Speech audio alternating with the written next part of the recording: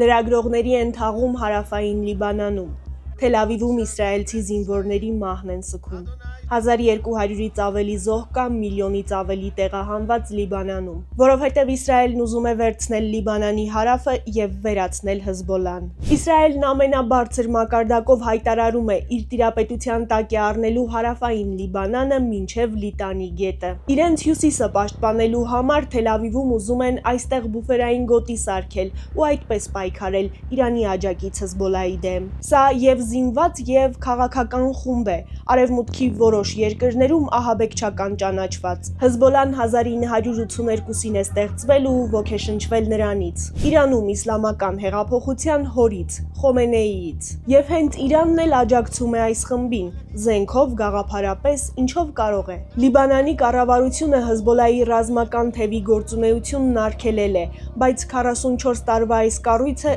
եթե պատկերավոր ասենք, բոլորովին առանձին համակարգ է, պետություն պետության ներսում։ Մի պետություն, որից ներս Իսրայելն առաջին անգամ չէ, որ ներխուժում է։ Վերջին 50 տարիների ընթացքում 4 անգամ է նման բան եղել։ 1978, 1982, 2006, 2024։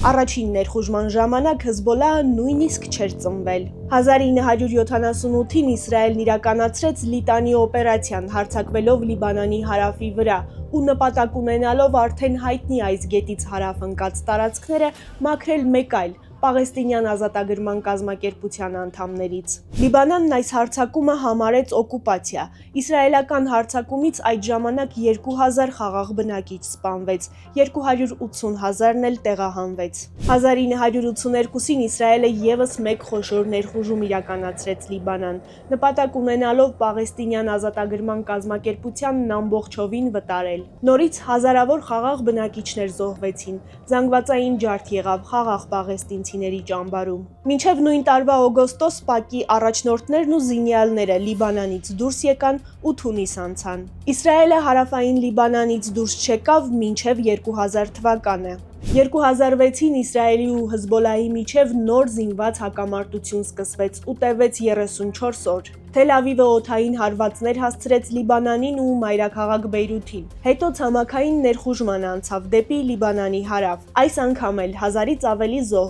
ու միլիոն տեղահանված Լիբանանում։ Իսկ վերջին անգամ Իսրայելը Լիբանան ցամաքային զորք մցրեց 2024-ի սեպտեմբերին։ Դրանից ամիսներ առաջ Պաղեստինյան Համասը հարձակվել էր Իսրայելի վրա։ Հեզբոլլահն էլ մտել էր կռվի մեջ ի աջակցություն Համասի։ Մեկ տարվա կռվից հետո հրադադար հաստատվեց, որը դժվար չէ կանխատեսել, խախտվել է բազմիցս։ Մինչ հարևան երկրի ու ներքին զինյալների միջև ռազմական գործողությունները շարունակվում են, հայաշատ Լիբանանում թուլացած կառավարությունը փորձում է հասնել բանակցային լուծման,